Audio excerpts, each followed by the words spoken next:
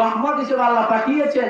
আল্লাহ তাআলার পয়গম্বরকে কিরকম ভালোবাসতে হবে, সাহাবায়ে কেরাম আল্লাহর পয়গম্বরকে ভালোবেসেছে। কিরকম ভালোবেসেছে, আল্লাহর পয়গম্বরের একজন সাহাবী হযরতে আবু বকর সিদ্দিক রাদিয়াল্লাহু তাআলা আনহু। আবু বকর নাম শুনছেন নি? আবু বকর নাম শুনছেন নি? সার্টিফিকেট দিয়েছে কে আবু বকরকে? জোরে বলেন কে? স্বয়ং আল্লাহ তাআলা আবু বকরকে জান্নাতের সার্টিফিকেট দিয়েছেন। আল্লাহ তাআলার এই সাহাবী আবু বকর আল্লাহর পয়গম্বরের জন্য এত মায়া বুঝানো যাবে না রে ভাই। সামান্য কিছু বলি, আল্লাহর পয়গম্বরের সাহাবী আবু বকর আল্লাহর পয়গম্বর মৃত্যুবরণ করার পরে আল্লাহর পয়গম্বরের মৃত্যুর পরে আবু বকর অসুস্থ অবস্থায় বিছানায় শুয়ে আছে। এই সময় আবু বকরের মেয়ে হযরতে আয়েশা রাদিয়াল্লাহু তাআলা আনহাকে ডাক দিলেন। আয়েশা কিন্তু নবীজির স্ত্রী, জানেননি? এই স্ত্রী আবার আবু বকরের মেয়ে হলেন হযরতে আয়েশা, অর্থাৎ নবীজির শ্বশুর আবু বকর। এই আবু বকর তার মেয়েকে ডাক দিয়ে বলে, মা আমার কাছে আসো, আমি অসুস্থ অবস্থায়, আমার মাথায় কোনো কাজ করে না রে মা।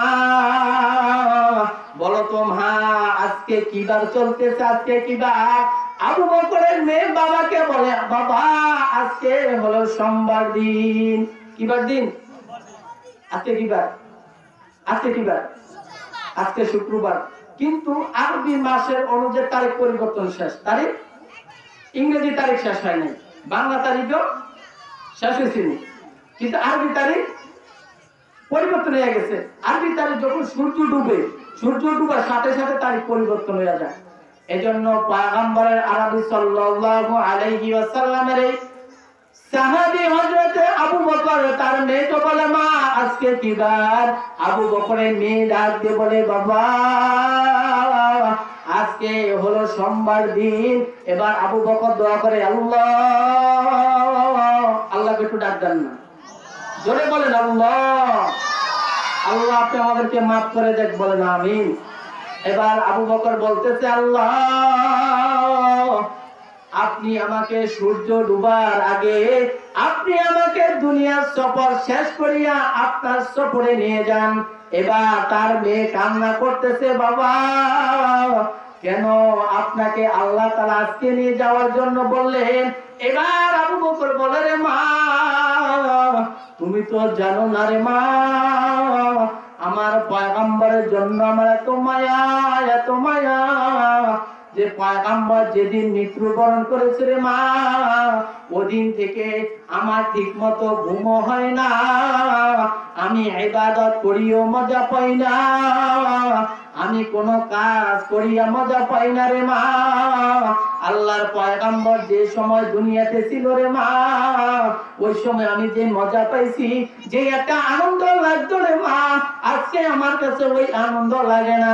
আমি এজন্যই আল্লাহর কাছে বলেছি, আল্লাহ আপনি আমাকে সূর্য ডুবার আগে নিয়ে যান।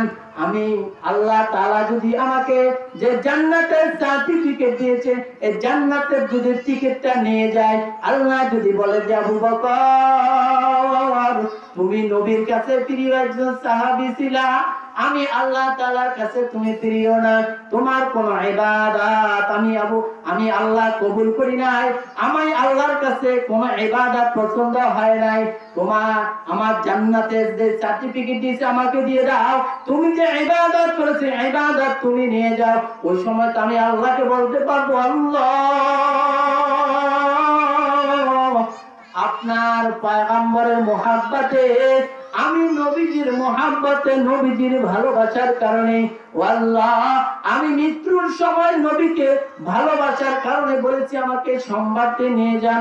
কারণ হলো আমার নবী সোমবার দিন মৃত্যুবরণ করেছে, আমি আবু বকর সোমবার দিন মৃত্যুবরণ করেছি।